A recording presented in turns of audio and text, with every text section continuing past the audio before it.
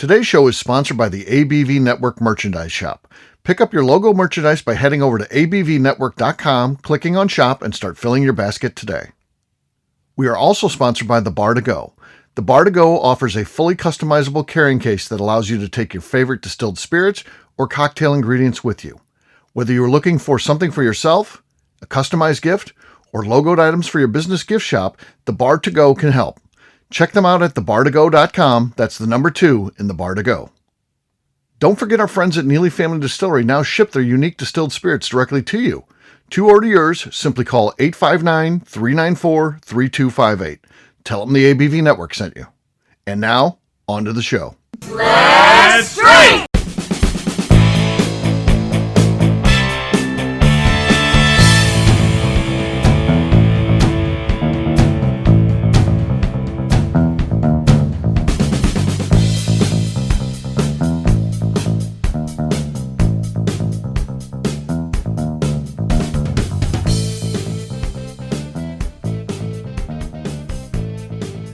Welcome to the Bourbon Daily, the podcast about everything bourbon delivered to you every day of the week.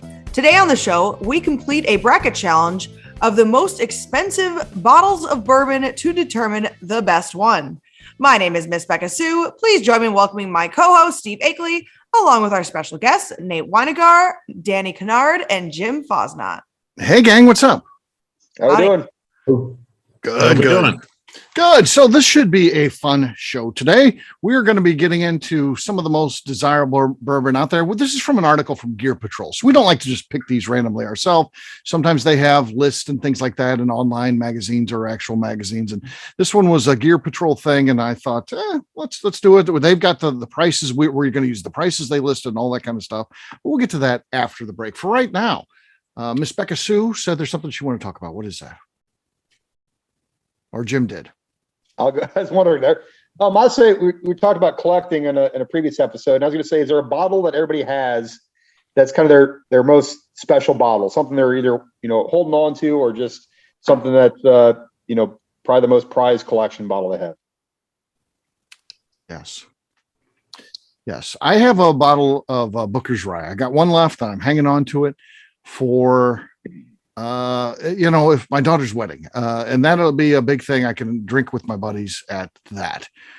So that's the last of those that I've had. And it'll be a cool, you always think, well, what's a special event? I don't know. That's an epic thing. And, I want to have an epic bottle, and that'll be it. How about you guys? Anything? Danny will get his list. If you guys take a delay here, he'll still. I'd say that my most special one is my, I think it's a 70s bottle of Old Crow. Yeah. And it's just special because my favorite is 1969 Old Crow, and I don't have any of that. And so this is the next best thing for me. So I do like to share it a little bit, but it's not very often that I will crack that bottle open. Okay. Nate, how about you? This one's tough because honestly, I do open pretty much everything that I have. So even older bottles, some of my Dusties I've shared at different times. Which one do you not want to run out? That's a good question. I mean, I would say probably the Al Young. I'm on my last little bit of that. I just think that's a special pour. If I was going to say we collect, we have an archive of every single barrel pick that we've done. So I guess, I've tasted all those, opened all those, but, out of the 62 picks that we've done, having one of those put away, and probably the first one we ever did was, a Four Roses OBSF with, Al Young. And I'd say that was the first private pick that we've ever done. So is this your personal collection, or is this a club thing where it's kind of owned collectively by the members? Nah, it's mine. I mean, I'm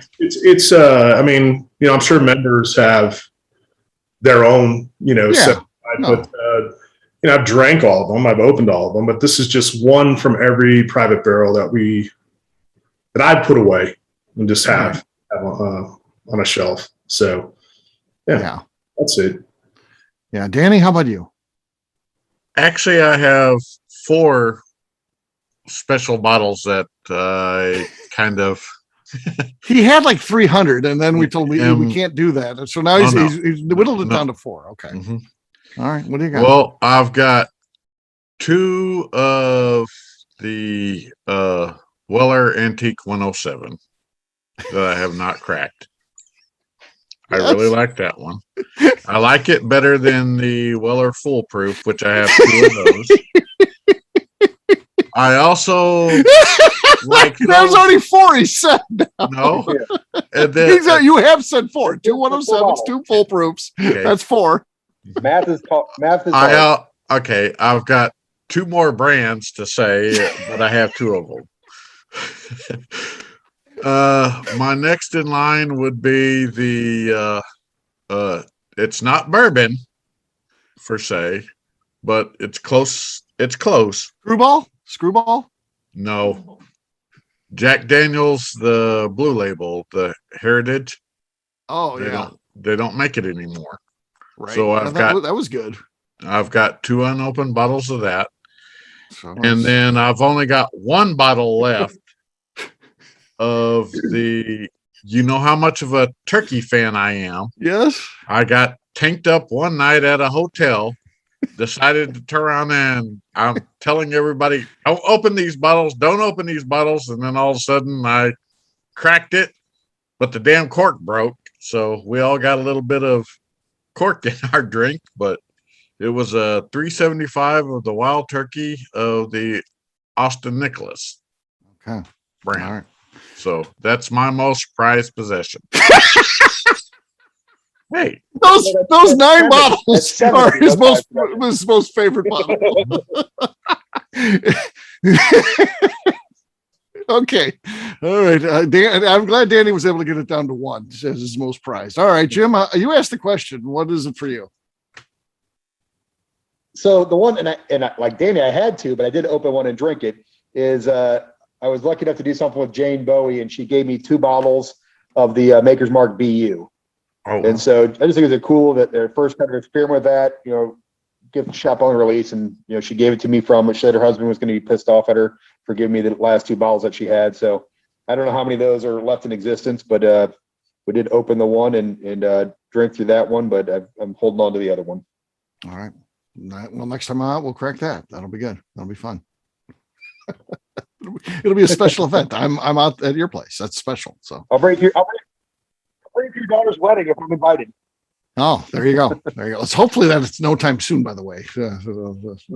That's not anything in the works by any means. So, all right. Well, guess what? It is time to drink. Beka looks like she's ready. She's got something in her hand. What do you got there? I've got this tiny little bottle of Maker's 46. I picked up with Amy Akeley. She brought me with, she got a VIP experience at Maker's Mark.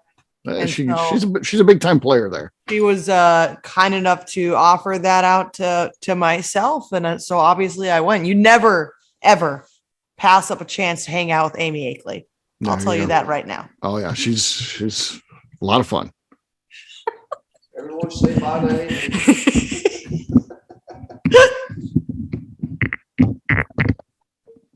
Okay. The squeak was way louder than the cork pop. So that's the lead. I did hear a cork pop. It was terrible, but I heard it. So that means Beka has the lead. Nate, you're next. All right. This came out yesterday. This is our Russell Reserve private barrel. It's our 4th one that we've done, and we call these Thunder Chickens. And we got the little Steve Spigot ring from our sticker club. Your sticker club, yeah. That's what we got here.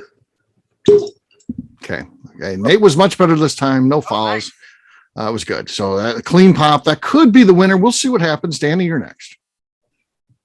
Okay. I'm trying the well-loved bottle of the William Dalton Wheated Bourbon. Okay. Yeah. It sounded like a well-loved bottle. So nothing there. All right. Nate's got the lead. I've got Barrel Seagrass, which is one of my passions here recently. I love this stuff. So cork pop. Oh, I think I got the lead. I think I took it over. Jim, it comes down to you, man. Well, I'm going to open up some old Rip 10 that I opened up with Royce and Beka when Heidi and I were down there a little while ago, exploring all the stuff for your new book, Steve. So, Oh, nice. So see what we get out of this. But since we're doing a high-end talk here, I thought I'd do with this bourbon. Let's see what we got anything. No, not enough. Well, not enough. The best whiskey of the bunch, but not going to win on the cork pop. So That was a delicious pour, Jim. Yes, it was. there you go. well, There you go. Thanks for having us. It goes to me. Cheers, gang. Cheers. Cheers. All right, we'll take a quick break. And then when we come back, it's going to be time to do this Gear Patrol list of the most expensive bourbons ever made, and we're going to figure out which one is best. We'll do that in just a few.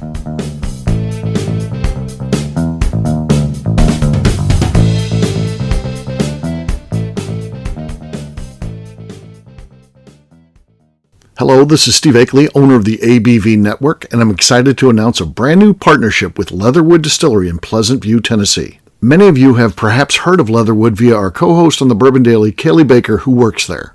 Well, they're now an official sponsor of the network, and we look forward to everyone getting to know a little bit more about them. Company founder Andrew Lang brought his brewing and distilling hobby with him during his years of service as a Green Beret in the United States Army.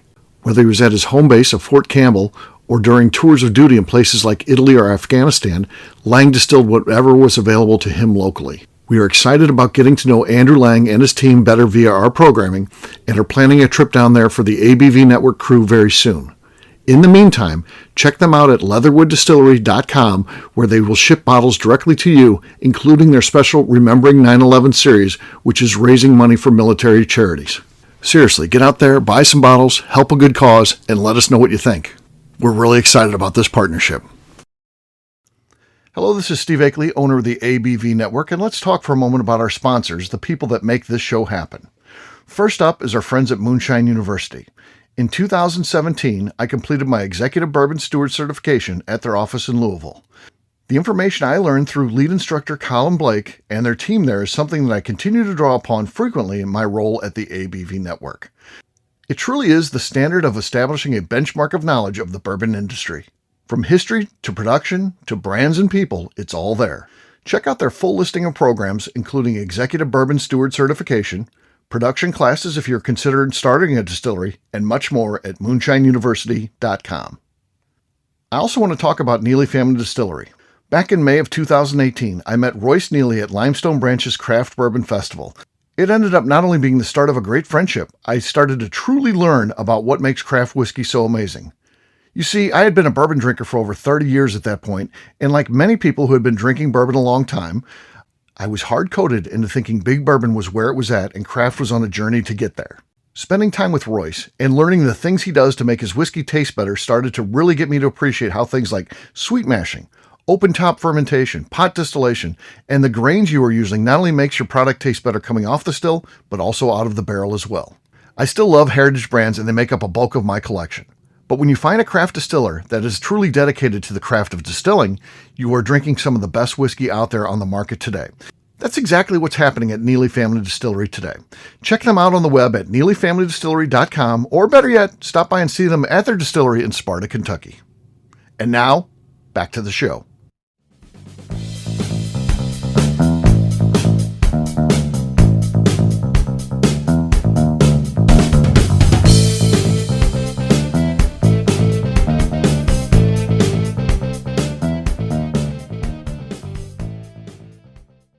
Saying Bourbon Daily? Yeah. Okay, you're listening to the Bourbon Daily. No, your name first. My name? Who you are. Yeah. Hi, this is Jason Souter, And? and you're listening to the Bourbon Daily. Perfect.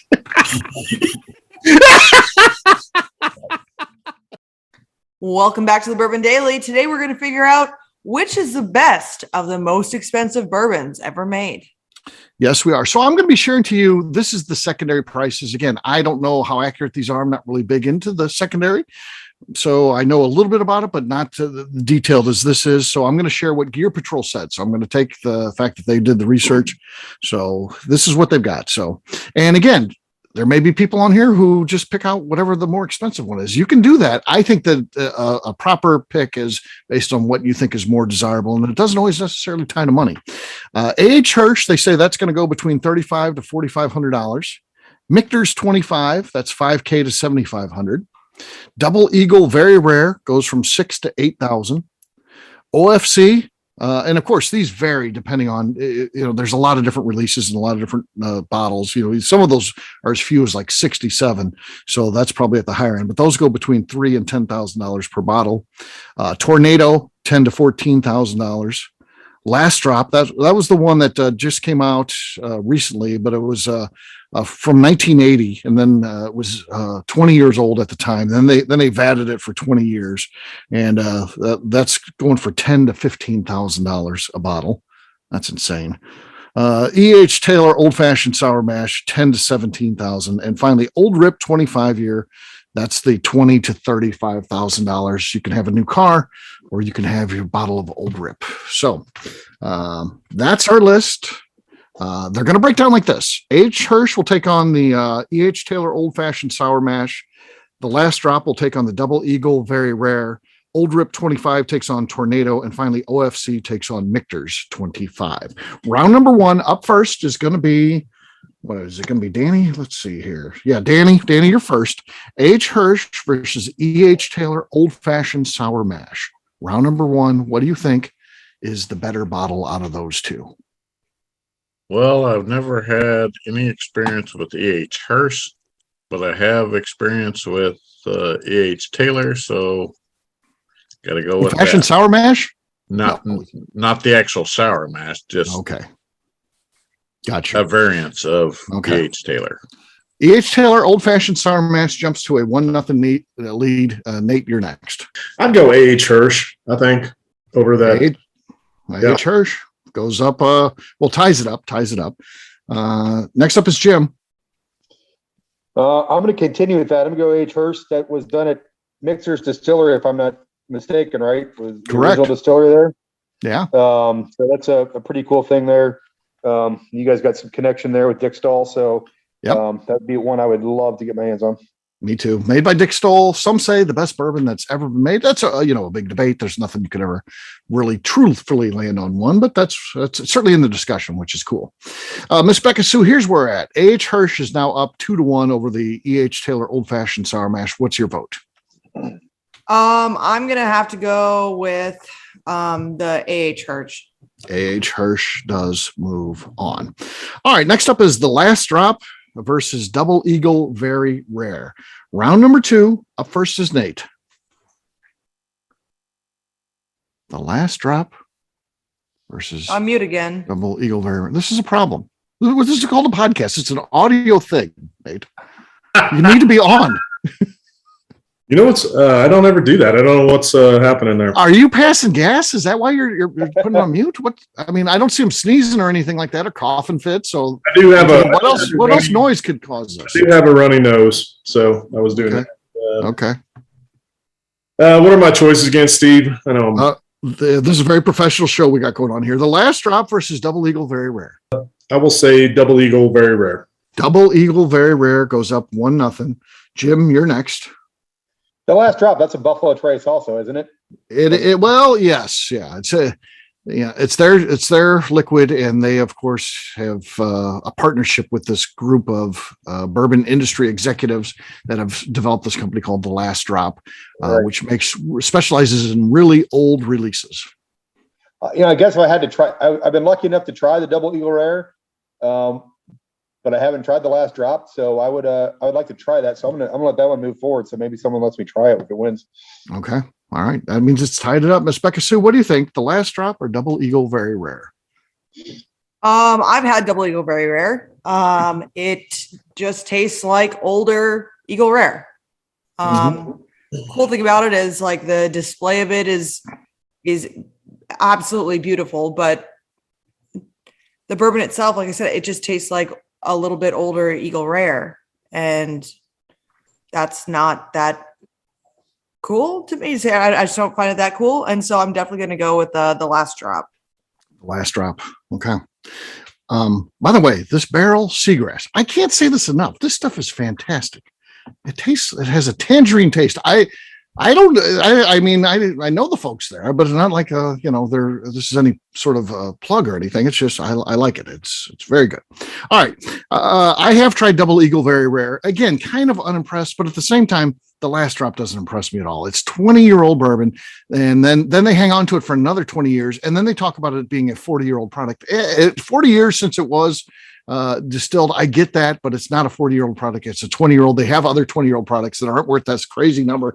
They say $10,000 to $15,000 or some crazy shit.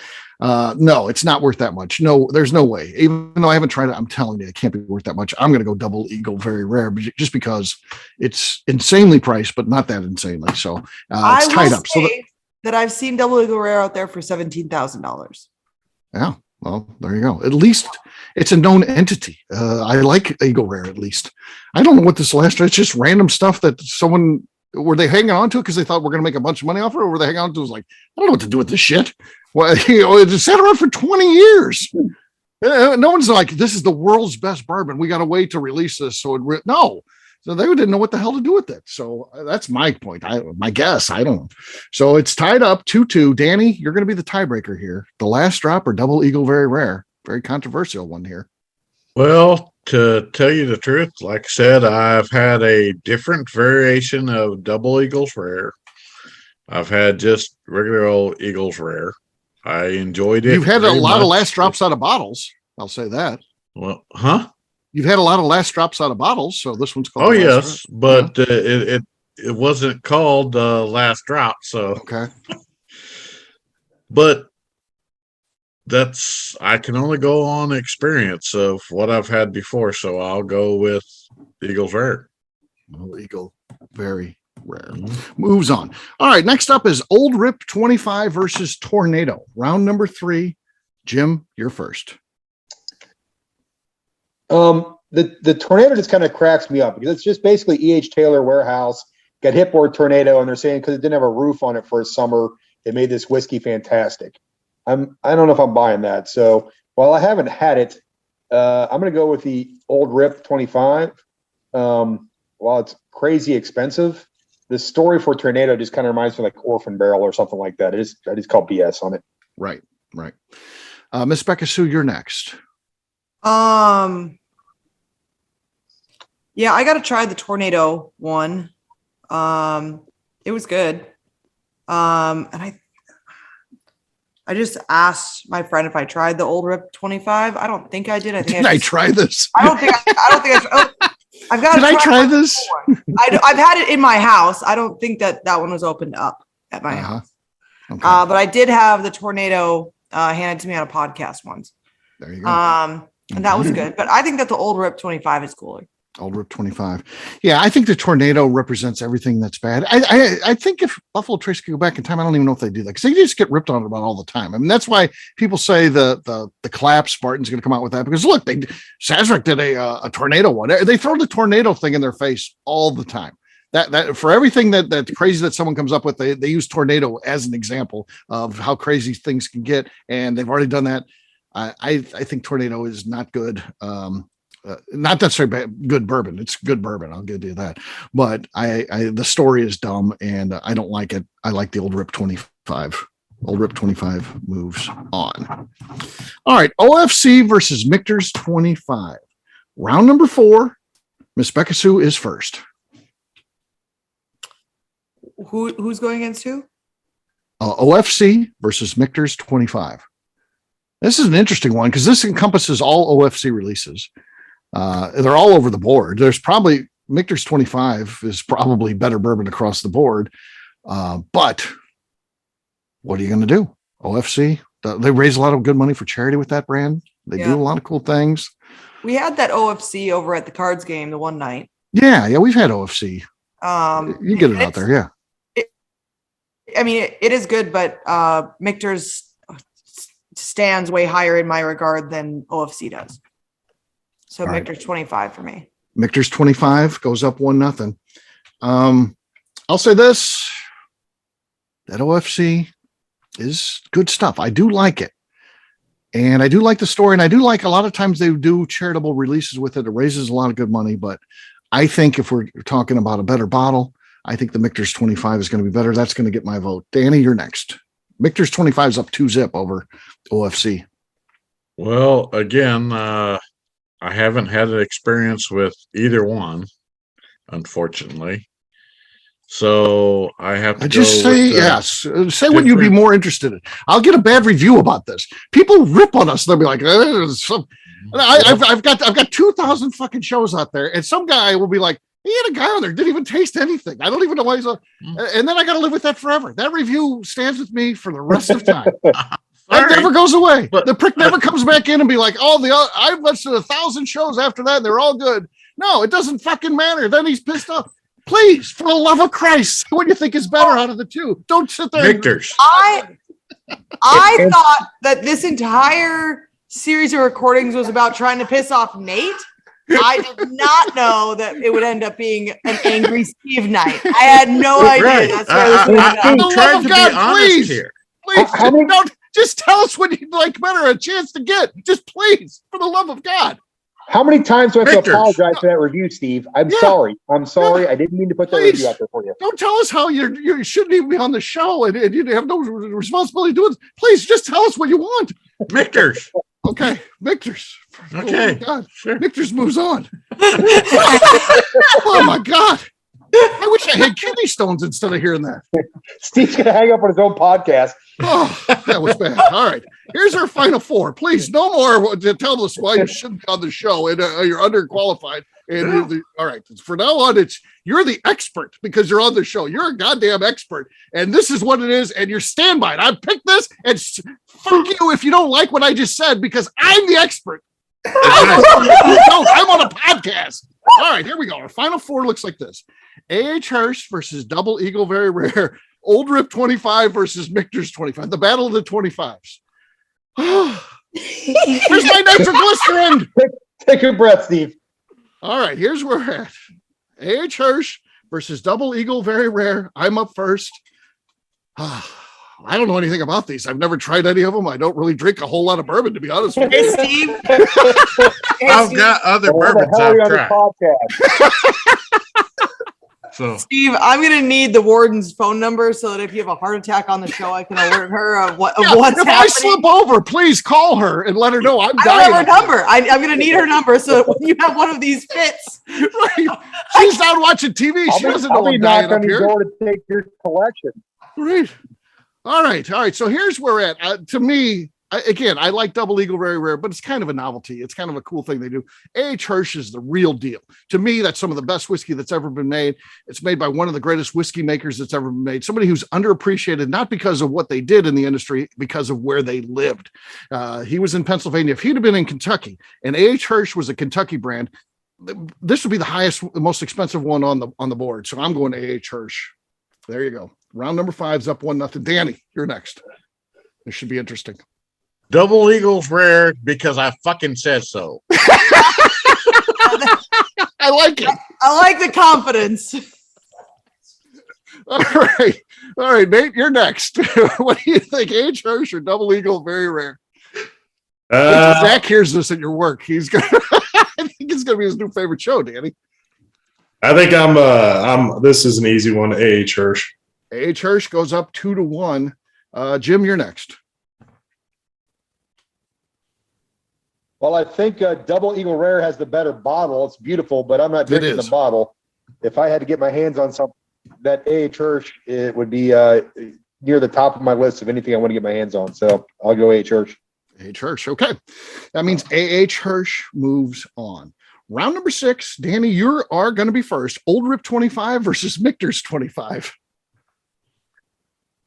Danny says Michter's.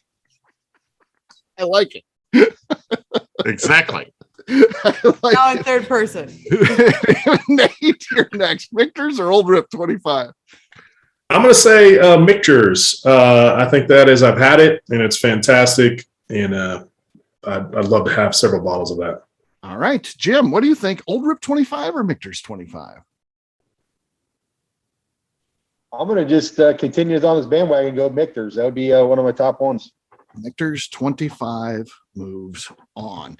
Our finale looks like this: A.H. Hirsch versus Michter's 25. Round number 7, Nate will be first. A.H. Hirsch or Michter's 25? What do you think out of those two? Now, this is a little bit more difficult, but I do believe that A.H. Hirsch takes this. I would be super excited of either of those. So, yeah. Absolutely. If they're talking, price range $3,500 to $4,500. I mean, that's within the realm. If someone comes up with one of those, you're going to dig up $3,500 to $4,500 to get it, I would think. Jim, what do you think? A.H. Hirsch or Michter's 25? Well, it's kind of funny. The A.H. Hirsch is Michter's juice. Is the Michter's 25 Michter's juice, or do we know? I don't know. No, it's not. Distilled that. No. Overall, my choice is going to be A.H. So A.H. Hirsch would be my. Yeah, I couldn't figure that out, but A.H. Hirsch would be my favorite. But it's just kind of ironic that it's actually Michter's juice that I'm picking over Michter's 25. There you go. All right. So A.H. Hirsch, to clarify. A.H. Hirsch goes up 2-0. Miss Beka Sue, what do you think? You can end this thing right here, right now, if you vote A.H. Hirsch, or you can vote Michter's 25 and give them life in this game. I first want to know that if, in fact, I call the warden to alert of your heart attack, if after that fact and you don't die, if Royce and I can come to your intervention. No. Even if we save your life? I saved your fucking life, eh? No way. You can't save your life and come to your intervention. No one on this call would be allowed into my intervention. So the warden famously was working on an intervention about a year ago. I didn't know this. And I said, well, give me an example of who's going to be, would you invited to this? And she says, well, Royce and Beka. And I said, wait, stop. They're drunks. They're drunks. They can't be there. They're not going to read a letter to me to talk about. And then, Danny, no. Danny will fall asleep, pass out during the middle of the intervention. This would Mike. that would literally be the first intervention hosted at a distillery. Steve, I saw you puke on yourself, and that's disgusting. I said my piece. Your hair touched the bowl. Hey, to my defense, I was sick at that time. I said my piece, Stevie.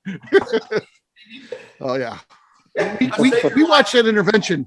Royce and I watch that intervention every time I'm at his house now, like 4 times. It's just too great. But that's what it would have been like. So, Oh yeah. there you go. It was back during the 8 a.m. day drinking, if anybody's wanting to know. That's when the intervention was being planned. Yes, during the 8 a.m. day drinking segment. Yes, you guys would have come walking in and be like, "No, put the phone down. We got to talk." So there you go. All right, We're talking to the duck.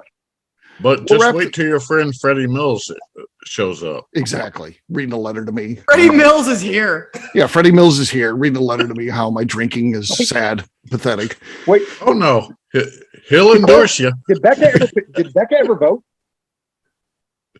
Oh yeah, Did we Becker ever never vote voted. inside? Did For Beka ever age. vote, or she put her into intervention? I would be voting for age. Okay. That means A.H. Hirsch wins this thing. Yes, let's make it a final. Yeah, A.H. Hirsch wins. There you go, and they should. A.H. Hirsch, special bourbon made by a special person, and unbelievable. Get your hands on a bottle or gift one to me, and then gift a second one to me, and then a third one, and then give one to Royce or Becker, or whoever else you want after that. I'm fine. All right, we'll wrap this one up as we always do. Intervention. By talking about where people can find us. Danny, we'll start with you. Where can people find you?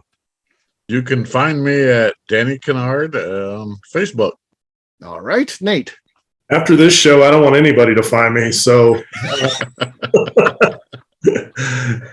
Nate at don'tlookforme.com. All right, Jim. You can find me on Facebook at Jim Fosnut or on Instagram at FozJim, FAZZJIM. All right, Miss Beka Sue. You can find me on Twitter and on Instagram at Miss Beka Sue, 1K, no C's. All right, for me, I'm an easy guy to find. I'm at Steve Akeley on Twitter, Instagram, or Facebook. I've got a website, steveakeley.com. We've also got a company website. That thing's abvnetwork.com.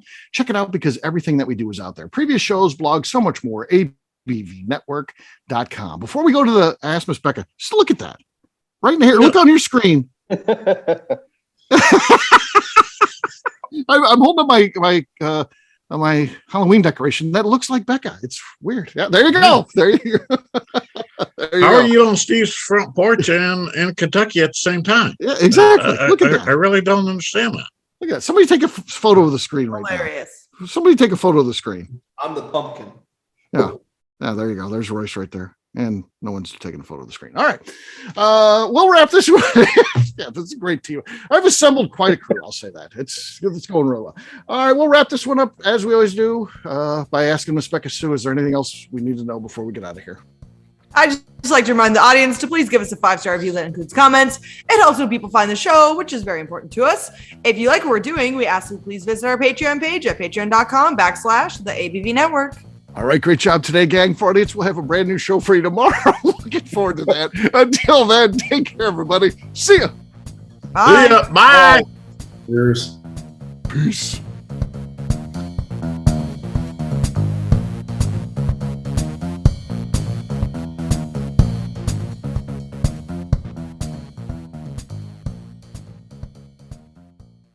Before we finish the show, let's chat for a moment about Moonshine Still Pro. Moonshine Still Pro has a full line of products to help the home distiller. Whether you just want to experiment on a small scale on the stove in your kitchen or try your hand at a bigger setup in the backyard, Moonshine Still Pro can help. They have different still offerings as well as accessories and even grains from Goldstone Mill to help you make whiskey on par with what you get from your favorite distillery. They can even assist with a DIY still project by supplying some of the parts you can't make yourself. Check them out at moonshinestillpro.com. At the ABV Network, we're lucky enough to have some great friends. Amongst those friends is the Goldstein family, owners of Goldstone Mill. Goldstone Mill is a full-service mill offering a variety of heritage and heirloom grains. Their unique approach of working with mills around the country allows them to offer you affordable shipping opportunities to meet the unique needs of your distillery or brewery. They will consult with you to ensure the grains you are selecting meets the unique flavor profiles you are looking for. If you are a home brewer or distiller and you're looking for the grains that your local distillery or brewery uses, Goldstone Mill is the place to look. Check them out on the web at goldstonemill.com, call them at 217-254-6613, or shoot them an email at hello@goldstonemill.com. The Bourbon Daily is part of the ABV Network. For more information or to become a sponsor, please visit abvnetwork.com. Thanks for listening and cheers. This has been a Steve Akeley production.